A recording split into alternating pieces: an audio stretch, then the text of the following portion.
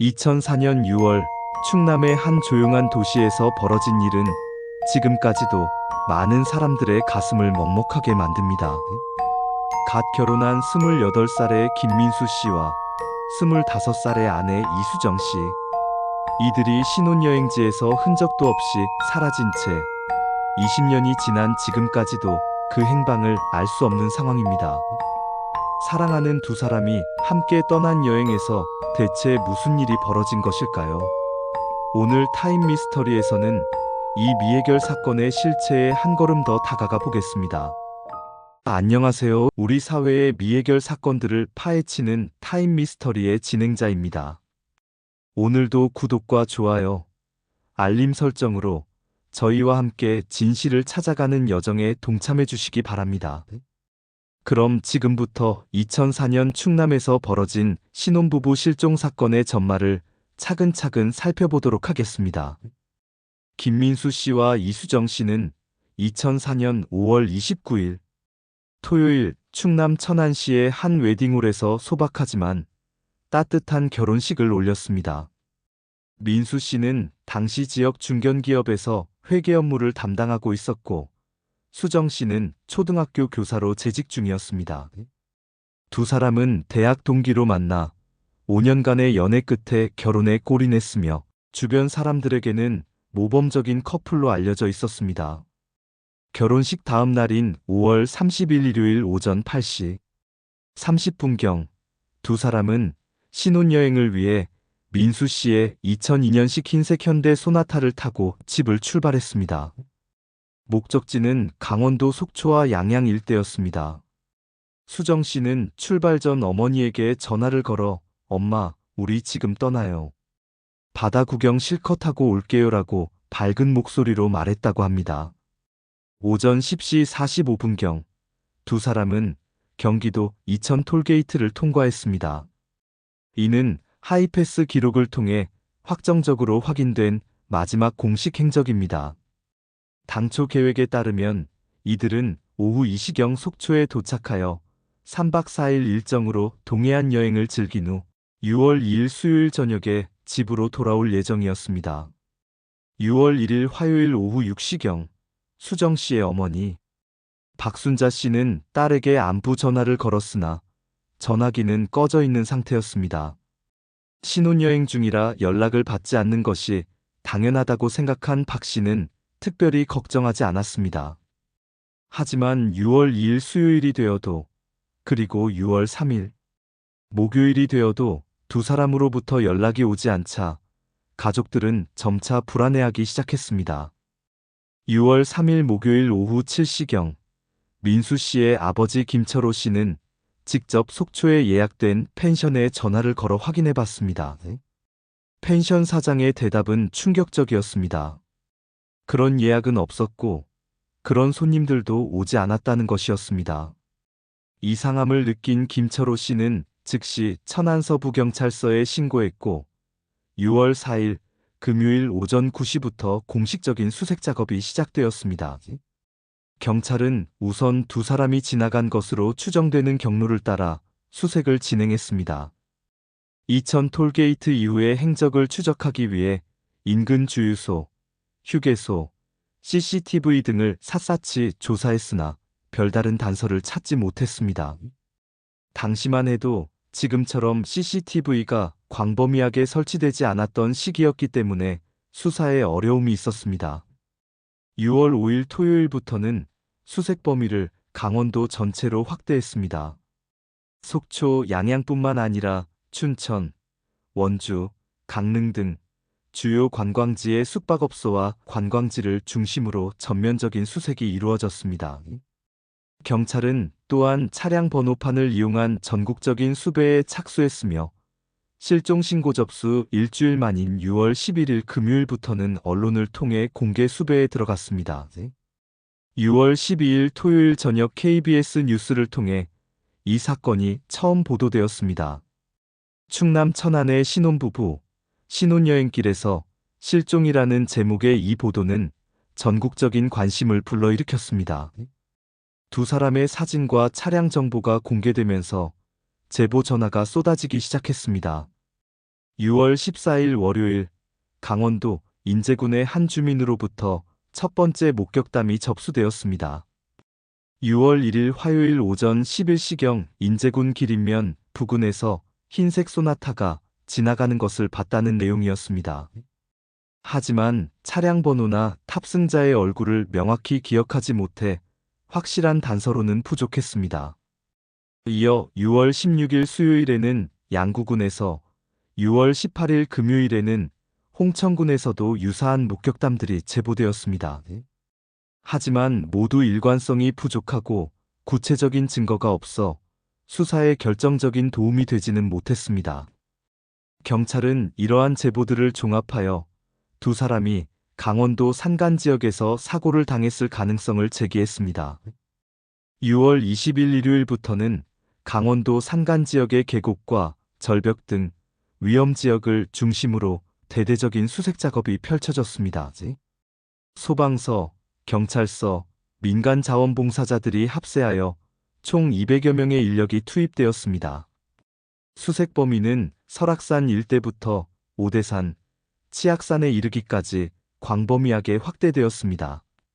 한편 두 가족들은 절망과 희망 사이에서 고통스러운 시간을 보내고 있었습니다. 수정 씨의 어머니 박순자 씨는 우리 수정이는 운전을 못해요. 민수가 혼자 운전하느라 많이 피곤했을 거예요. 제발 어디선가 살아있기를 바랄 뿐입니다. 라며 눈물을 흘렸습니다.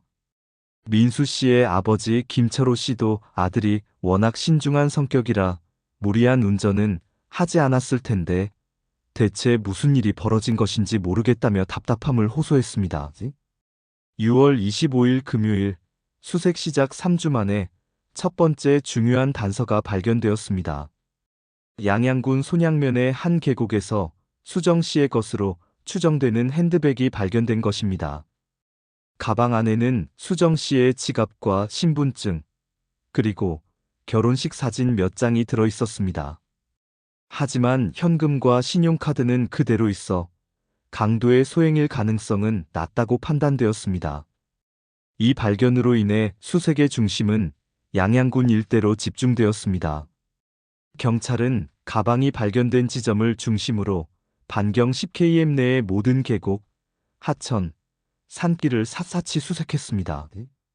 잠수부까지 동원하여 깊은 소화담을 뒤졌으나 추가적인 단서는 발견되지 않았습니다. 7월 3일 토요일 사건 발생 한 달을 맞아 KBS에서 특집 프로그램이 방영되었습니다. 추정 60분 특집 마이너스 사라진 신혼부부, 그들에게 무슨 일이라는 제목의 이 프로그램을 통해 사건이 전국적으로 재조명받았습니다. 방송 이후 제보 전화가 다시 급증했지만 대부분 추측에 불과한 내용들이었습니다. 그런데 7월 8일 목요일 예상치 못한 곳에서 중요한 단서가 나타났습니다. 경기도 가평군의 한 폐차장에서 민수 씨의 차량과 동일한 차종, 동일한 색상의 소나타가 발견된 것입니다. 차량 번호판은 제거된 상태였지만 차대 번호를 확인한 결과 민수 씨의 차량이 맞는 것으로 확인되었습니다. 차량에 대한 정밀 감식 결과 몇 가지 이상한 점들이 발견되었습니다. 우선 주행거리가 예상보다 훨씬 많이 늘어나 있었습니다. 실종 당시까지의 추정 주행거리보다 약 800km가 더 늘어난 상태였습니다. 또한 차량 내부에서는 두 사람의 지문이 거의 발견되지 않았고 대신 정체불명의 제3자의 지문들이 여러 곳에서 발견되었습니다. 더욱 기이한 것은 차량의 상태였습니다. 외관상으로는 사고의 흔적이 전혀 없었고 엔진이나 기타 기계적 결함도 발견되지 않았습니다. 마치 누군가가 의도적으로 이 차를 이곳에 갖다 놓은 것처럼 보였습니다. 폐차장 사장의 증언에 따르면 이 차량은 7월 5일 월요일 새벽경 발견되었다고 했습니다. 7월 12일 월요일 경찰은 폐차장 주변 CCTV를 분석한 결과 충격적인 사실을 발견했습니다. 7월 4일 일요일 밤 11시 47분경 한 남성이 이 차량을 몰고 폐차장 근처에 주차한 후 도보로 사라지는 모습이 포착된 것입니다. 하지만 화질이 좋지 않아 인물의 정확한 신원 파악은 어려운 상황이었습니다. 이 남성의 신원을 파악하기 위해 경찰은 주변 지역의 모든 CCTV를 재검토했습니다. 그 결과 같은 날 밤 12시 15분경 폐차장에서 약 2km 떨어진 지점에서 택시를 탄 남성의 모습이 추가로 발견되었습니다. 해당 택시 기사를 찾아 조사한 결과 그 남성은 서울역까지 가달라고 했다는 증언을 얻었습니다. 7월 18일 일요일 서울역 주변 CCTV 분석 결과 해당 시간대에 택시에서 내린 남성으로 추정되는 인물을 발견했습니다. 하지만 이 남성은 서울역에서 지하철을 타고 사라져 더 이상 추적이 불가능한 상황이었습니다. 경찰은 이 남성이 사건과 직접적인 관련이 있을 것으로 보고 전국에 몽타주를 배포했습니다. 한편 양양에서 발견된 수정 씨의 가방에 대한 추가 조사도 이어졌습니다. 국과수의 정밀 감식 결과 가방에는 강원도 지역의 특수한 토양 성분이 묻어 있는 것으로 확인되었습니다.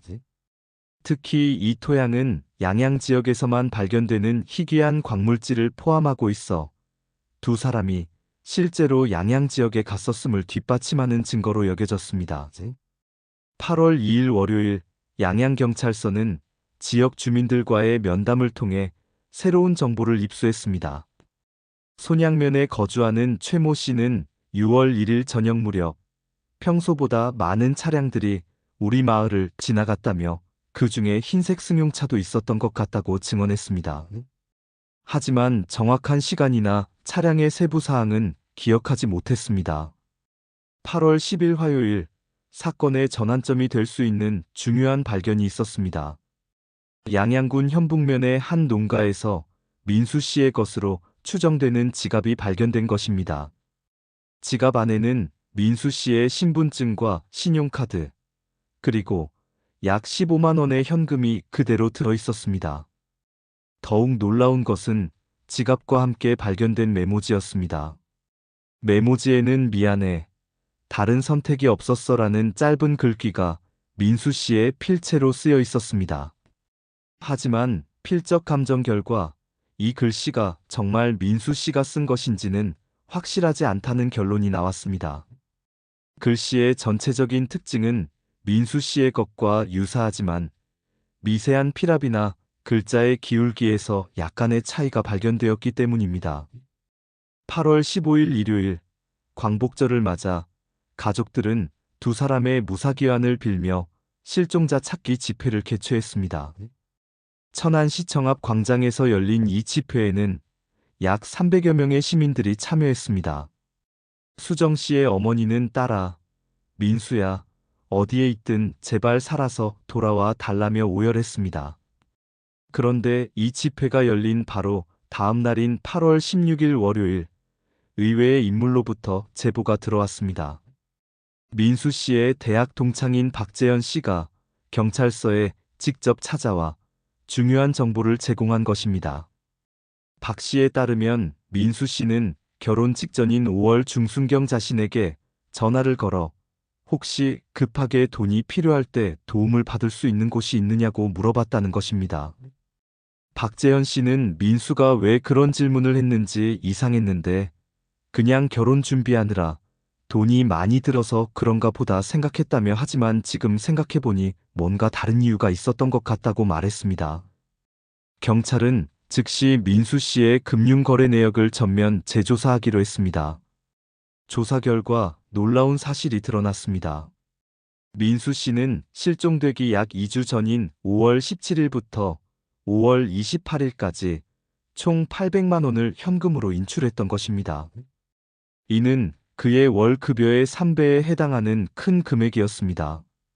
더욱 이상한 것은 이 돈의 용도를 가족들도 전혀 알지 못한다는 점이었습니다.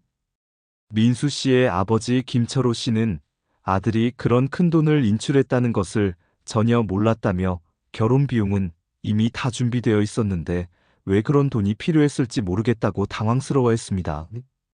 수정 씨의 가족들도 마찬가지로 이런 사실을 전혀 알지 못했다고 했습니다.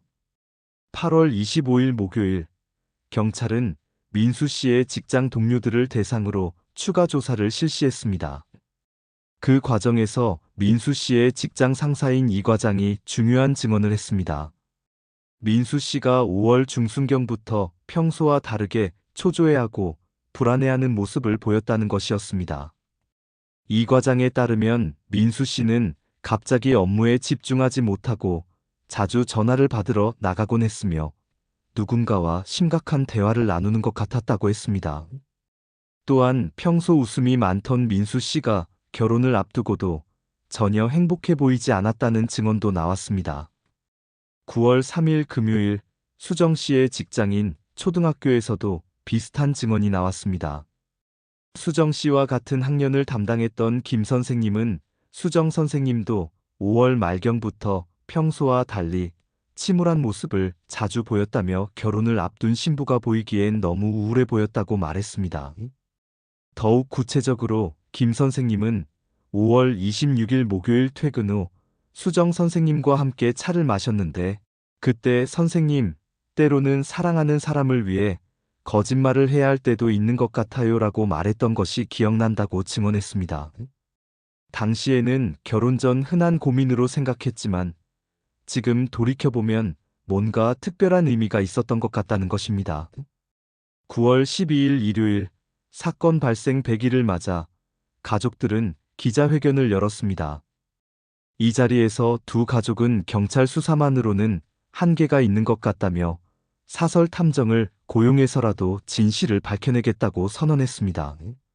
실제로 이들은 서울의 한 탐정 사무소와 계약을 맺고 독자적인 조사에 착수했습니다. 사설 탐정 조사팀은 경찰과는 다른 접근 방식을 시도했습니다. 우선 민수 씨와 수정 씨의 과거 교우 관계를 샅샅이 조사하기 시작했습니다. 대학 시절의 동기들, 직장 동료들, 동호회 활동 등을 통해 만난 모든 사람들을 대상으로 면밀한 조사를 진행했습니다. 10월 8일 목요일, 탐정팀의 조사에서 흥미로운 사실이 드러났습니다. 민수 씨가 대학 시절 산악회에서 활동했던 사실이 확인된 것입니다. 더욱 중요한 것은 이 산악회에서 민수 씨와 함께 활동했던 한 선배가 현재 강원도에서 펜션을 운영하고 있다는 정보였습니다. 이 선배는 조모 씨로 양양군에서 청솔펜션이라는 숙박업소를 운영하고 있었습니다. 탐정팀이 조 씨를 찾아가 면담한 결과 놀라운 사실이 밝혀졌습니다. 민수 씨가 5월 20일경 조 씨에게 전화를 걸어 6월 초에 신혼여행으로 그쪽에 갈 예정인데 혹시 도움이 필요하면 연락드려도 되겠느냐고 물어봤다는 것입니다. 조 씨는 당시 민수의 목소리가 평소와 달리 많이 침울했다며 신혼여행을 간다고 하면서도 전혀 기쁜 기색이 없어서 이상하다고 생각했다고 말했습니다. 또한 민수가 혹시 며칠 정도 아무도 모르게 조용히 있을 곳이 있느냐고 묻기도 했다는 증언도 나왔습니다. 10월 15일 목요일, 경찰은 조 씨의 증언을 바탕으로 청솔펜션과 그 주변 지역에 대한 전면적인 수색을 재개했습니다.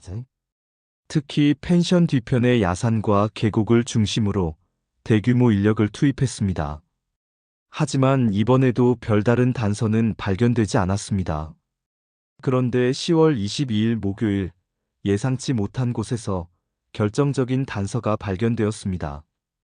청솔펜션에서 약 5km 떨어진 폐가에서 민수 씨와 수정 씨의 것으로 추정되는 개인 소지품들이 발견된 것입니다. 두 사람의 옷가지와 신발, 그리고 수정 씨의 결혼 반지가 발견되었습니다. 더욱 충격적인 것은 폐가의 벽에 새겨진 글귀였습니다. 사랑한다면 이해해줘라는 문구가 날카로운 도구로 새겨져 있었습니다. 필적 감정 결과 이 글귀는 민수 씨가 쓴 것으로 추정되었습니다. 하지만 글자의 힘 조절이 일정하지 않아 극도로 불안정한 심리 상태에서 쓰여진 것으로 분석되었습니다. 10월 30일 금요일, 국과수의 정밀 감식 결과가 나왔습니다. 폐가에서 발견된 소지품들에는 두 사람의 DNA가 확실히 검출되었습니다. 또한 혈흔도 일부 발견되었지만 양이 매우 적어 생명에 지장을 줄 정도는 아닌 것으로 판정되었습니다. 하지만 이상한 점은 제3자의 DNA도 함께 검출되었다는 사실이었습니다. 이 제3자의 DNA를 데이터베이스와 대조한 결과 놀라운 사실이 밝혀졌습니다. 이 DNA는 3년 전 서울에서 발생한 사기 사건의 용의자로 수배 중인 정모 씨의 것과 일치했습니다. 정 씨는 당시 투자 사기로 수십억 원을 가로챈 후 도주한 상태였으며 경찰은 그동안 그의 행방을 찾지 못하고 있었습니다. 11월 8일 월요일, 경찰은 정 씨와 민수 씨 사이의 연관성을 찾기 위해 민수 씨의 과거를 더욱 깊이 파고들었습니다. 그 결과 충격적인 사실이 드러났습니다. 민수 씨가 근무했던 회사에서 2003년 말경 약 2천만 원의 회계 부정이 발생했다는 것입니다. 당시 이 사건은 내부적으로만 처리되었고 민수 씨는 관련자로 지목되었지만 명확한 증거가 없어 불기소 처분을 받았습니다. 회사 관계자들의 증언에 따르면 민수 씨는 당시 이 사건으로 인해 극도의 스트레스를 받았으며 누군가가 자신을 함정에 빠뜨렸다고 주장했다고 합니다. 그리고 바로 그 시기에 정 씨가 민수 씨에게 접근했던 것으로 추정됩니다. 정 씨는 민수 씨의 약점을 이용해 무언가를 강요했을 가능성이 높습니다. 11월 18일 목요일, 정 씨의 과거 동조자였던 김모 씨가 자수했습니다. 김 씨는 더 이상 양심의 가책을 견딜 수 없다며 경찰서에 나타나 충격적인 진술을 했습니다. 김 씨에 따르면 정 씨는 민수 씨를 협박해 회사 자금을 빼돌리게 했으며 이 돈으로 해외 도피를 계획하고 있었다고 했습니다. 김 씨의 진술에 따르면 정 씨는 민수 씨에게 회계 부정 사건의 진짜 증거를 가지고 있다며 이것이 세상에 알려지면 너뿐만 아니라 가족들도 모두 망한다고 협박했다고 합니다. 그리고 결혼식 직후 신혼여행을 가장해 강원도에서 만나자고 제안했다는 것입니다. 더욱 충격적인 것은 수정 씨도 이 모든 상황을 알고 있었다는 사실입니다. 김 씨는 민수가 수정에게 모든 것을 털어놓았고 수정이 남편을 위해 함께 이 일을 감내하기로 했다고 말했습니다. 이것이 수정 씨가 결혼식 전부터 우울한 모습을 보인 이유였던 것입니다. 11월 25일 목요일, 김 씨의 진술을 바탕으로 수사가 급진전되었습니다. 정 씨는 민수 씨 부부와 만나기로 한 약속 장소에서 이들을 납치했으며 폐가로 데려가 추가 협박을 가했다는 것이 밝혀졌습니다. 하지만 민수 씨가 끝까지 저항하자 정 씨는 계획을 바꿔 두 사람을 다른 곳으로 이송했다고 김 씨는 증언했습니다. 12월 3일 금요일, 김 씨는 경찰과 함께 정 씨가 두 사람을 데려갔을 것으로 추정되는 장소로 안내했습니다. 그곳은 강원도 인제군의 한 폐광촌이었습니다. 수십 년 전 폐쇄된 이 광산은 인적이 드물고 외부와 완전히 단절된 곳이었습니다. 폐광촌 수색 결과 광산 입구 근처에서 민수 씨의 시계가 발견되었습니다. 시계는 6월 2일 오전 3시 27분에 멈춰 있었습니다. 이는 두 사람의 마지막 순간을 암시하는 듯 했습니다. 하지만 광산 내부는 너무 깊고 위험해 수색에 한계가 있었습니다. 12월 12일 일요일, 전문 구조대가 투입되어 광산 내부 수색이 시작되었습니다. 수색 3일째인 12월 14일 화요일, 광산 깊숙한 곳에서 두 구의 시신이 발견되었습니다. 부패가 많이 진행된 상태였지만 의복과 소지품을 통해 민수 씨와 수정 씨로 확인되었습니다. 국과수의 부검 결과 두 사람 모두 둔기에 의한 외상으로 사망한 것으로 판정되었습니다. 사망 추정 시각은 6월 2일 오전 2시에서 4시 사이였습니다. 이는 시계가 멈춘 시각과 거의 일치했습니다. 또한 두 사람이 서로의 손을 꼭 잡고 있는 상태로 발견되어 마지막 순간까지 함께였음을 보여주었습니다. 12월 20일 월요일, 전국에 수배령이 내려진 정 씨가 부산에서 체포되었습니다. 정 씨는 해외 도피를 시도하다 공항에서 검거되었습니다. 체포 당시 그는 가명 여권을 소지하고 있었으며 상당한 현금을 가지고 있었습니다. 정 씨는 처음에는 혐의를 부인했지만 각종 물증과 김 씨의 증언이 맞아떨어지자 결국 범행을 자백했습니다. 정 씨의 진술에 따르면 그는 처음에는 민수 씨를 협박해 돈만 받고 풀어주려 했지만 민수 씨가 경찰에 신고하겠다고 하자 우발적으로 범행을 저질렀다고 했습니다. 2005년 3월 15일 화요일 대전지법에서 정 씨에 대한 1심 재판이 열렸습니다. 재판부는 정 씨에게 살인죄와 협박죄, 사기죄를 적용해 무기징역을 선고했습니다. 정 씨는 즉석에서 항소 의사를 밝혔지만 2심에서도 원심이 유지되었습니다. 한편 김 씨는 자수와 진실한 증언을 인정받아 집행유예를 선고받았습니다. 그는 재판 과정에서 두 선량한 사람을 죽음으로 몰고 간 것에 대해 평생 속죄하며 살겠다고 말했습니다. 사건이 해결된 후 두 가족들은 뒤늦게나마 진실을 알게 되어 안도했지만 동시에 깊은 슬픔에 빠졌습니다. 수정 씨의 어머니는 딸이 남편을 위해 함께 고통을 감내했다는 것을 알고 나니 더욱 마음이 아프다며 눈물을 흘렸습니다. 민수 씨의 아버지는 아들이 혼자 모든 것을 짊어지려 했다는 것이 안타깝다며 우리에게 털어놓았다면 이런 일은 벌어지지 않았을 것이라고 후회했습니다. 두 가족은 함께 합동장례식을 치렀고 천안의 한 공동묘지에 나란히 안장했습니다. 이 사건은 우리 사회에 여러 가지 시사점을 남겼습니다. 무엇보다 경제적 어려움이나 부정의혹에 휘말렸을 때 혼자 해결하려 하지 말고 가족이나 전문가의 도움을 받는 것이 중요하다는 교훈을 주었습니다. 또한 범죄자들이 선량한 시민들의 약점을 이용하는 수법이 날로 교묘해지고 있어 각별한 주의가 필요함을 보여주었습니다. 현재 정 씨는 대전교도소에서 복역 중이며 가석방 없는 무기징역을 선고받았습니다. 그는 여전히 자신의 죄에 대해 진정한 반성을 보이지 않고 있다고 교도관들은 전하고 있습니다. 김 씨는 출소 후 사회봉사활동에 전념하며 속죄의 삶을 살고 있습니다. 사건 발생 20년이 지난 지금 두 사람의 고향인 천안시에는 민수수정 추모공원이 조성되어 있습니다. 이곳에는 매년 6월 2일 추모제가 열리며 많은 시민들이 참여해 두 사람을 기리고 있습니다. 특히 신혼부부들이 이곳을 찾아 서로를 더욱 소중히 여기겠다는 다짐을 하곤 합니다. 수정 씨가 근무했던 초등학교에는 수정샘 도서관이 설립되어 아이들의 교육을 위해 활용되고 있습니다. 민수 씨의 직장에서도 매년 장학금을 지급하며 두 사람을 추모하고 있습니다. 이렇게 두 사람의 죽음은 많은 사람들에게 의미 있는 삶에 대해 생각해보는 계기가 되고 있습니다. 이 사건을 통해 우리는 진정한 사랑이 무엇인지, 그리고 어떤 시련이 닥쳐도 함께 이겨나가는 것이 얼마나 소중한지 깨달을 수 있습니다.